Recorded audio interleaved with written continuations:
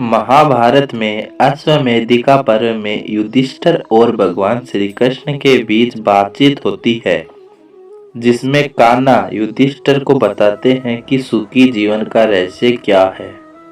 मृत्यु के बाद कौन सा मनुष्य स्वर्ग या नरक को प्राप्त करता है। युधिष्ठिर भगवान कृष्ण से पूछते हैं कि लोग एक सुखी जीवन कैसे जीते हैं। वे कौन हैं जो निधन के बाद मोक्ष प्राप्त करते हैं। युधिष्ठिर के प्रश्न का उत्तर देते हुए श्री कृष्ण एक श्लोक में बताते हैं।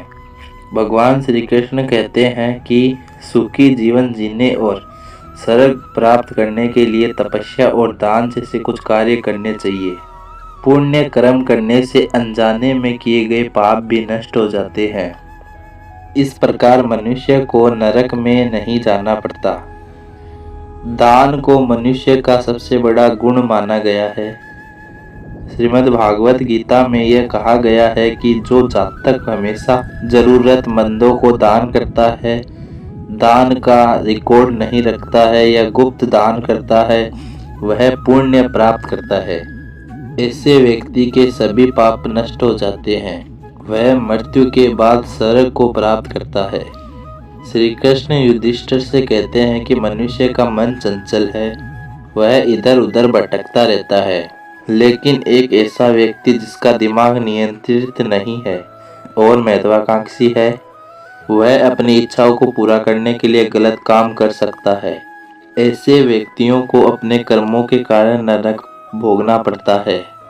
जो लोग मृत्यु के बाद स्वर्ग प्राप्त करना चाहते हैं, उन्हें अपने मन और इच्छा पर नियंत्रण रखना चाहिए।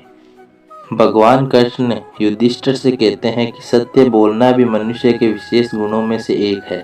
जो जातक जीवन भर सत्य के मार्ग पर चलता है और सत्य बोलता है, उसे न केवल जीवन में सफलता मिलती है, बल्कि मृत्यु के बाद भी ऐसे व्यक्ति को स्वर्ग की प्राप्ति होती है।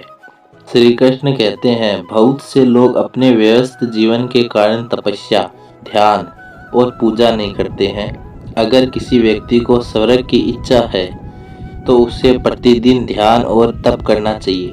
जो लोग गलत काम करते हैं, हमेशा झूठ बोलते हैं, वे पाप के शिकार होते हैं। ऐसे मनुष्य को नरक में स्थान मिलता है।